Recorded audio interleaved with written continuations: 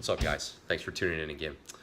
The topic I want to talk about is just really, it's a brainstorm out loud. So you might hear me say and ah a lot, but it's something that I've been thinking about quite some time. And it really comes from my experience of training with a lot of clients, hundreds and hundreds of clients, and screwing up a lot.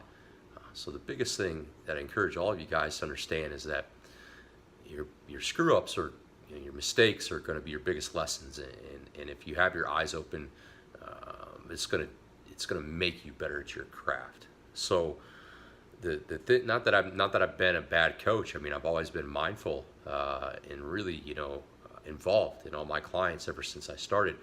But you always find a little bit better, more efficient way, and that's just the cycle of getting better at your craft. So I would hope that at no point in time you feel like you just flatline, you're at the top of the mountain, because there's just no such thing. You should be the consummate student.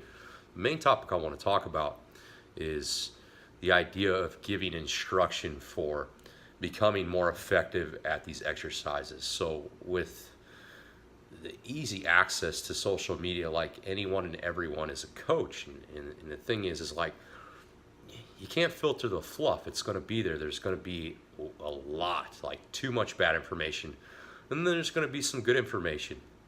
And it's not my job to tell you what is good information and bad information. It's not even my job to tell you that what I'm saying is good information. This is just information that I perceive, that I'm a fan of, that hopefully helps you. But the thing that you have to understand is that you're going to have to try all of these things in the trenches in order to find out if they really work. Okay, so there's a lot of intelligent ways to train. There's all kinds of different modalities and approaches, and they all can be effective in different instances, but there's no absolutes, and there's no right time to implement one or all of them. They all can apply at different times. And the one advice that I have for you, and this is the main emphasis of this video, is one at a time. I'll repeat that, one at a time. So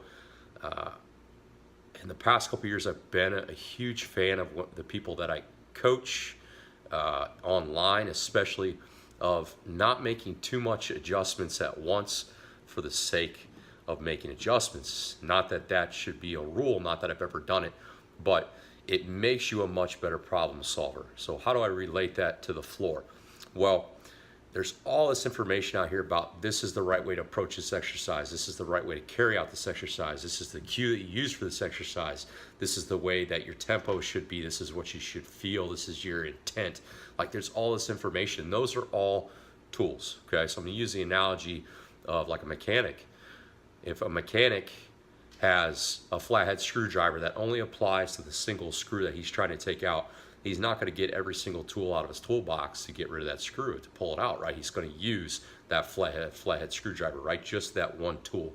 And my advice to you guys is, when you go and you approach an exercise, you have, 2 to 10 cues that some coach has given you or that you've heard that apply to this exercise. One cue is going to be your best friend at a time, and you need to become a master of that. So again, going back to that mechanic, I'm sure the first time that they started to, tool around with these things, they weren't very good at using that flathead screwdriver, right? They might have stripped that screw, they might have slipped in and out of that screw several times, and then over the course of reusing that tool over and over and over in the same environment, they got better and became a master of that tool. So that needs to be your goal, okay? So let's take a scenario.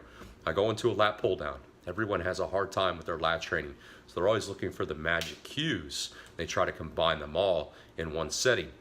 Why don't you just focus on the cue that makes sense to you at that point in time, that you can actually feel, and master that thing and run with it until it doesn't work anymore, right? Until you become immune to it. And then when you feel like you've mastered and become immune to it, then you add in another cue, okay?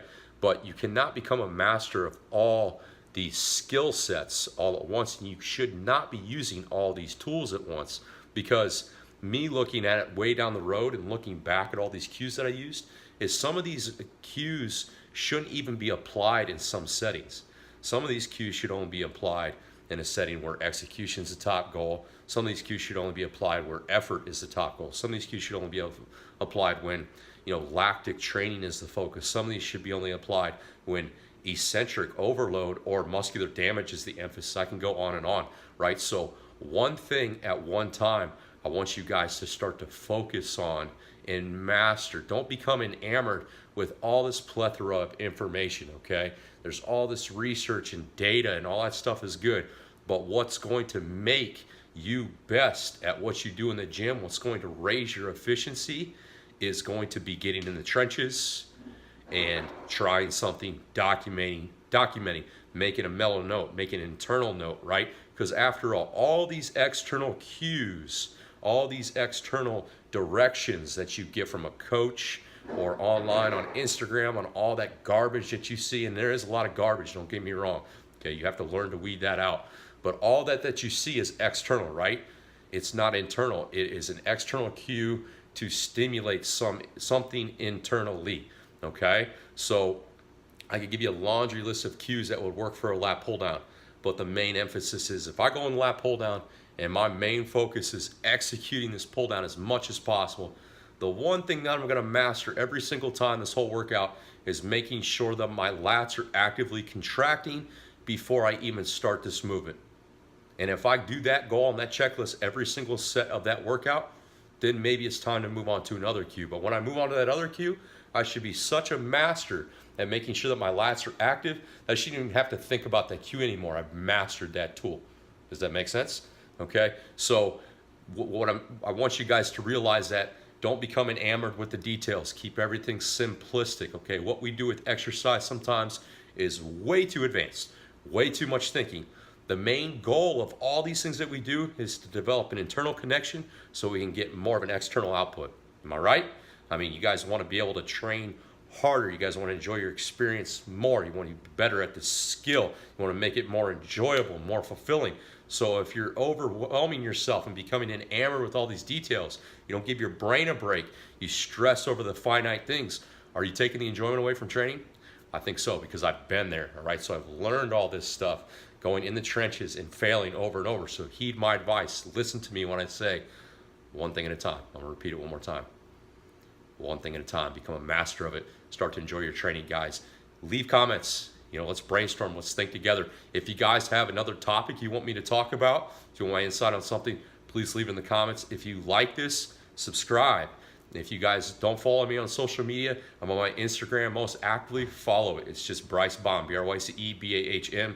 I put new videos on there every single day. I'm going to talk to you guys soon. Thanks for tuning in.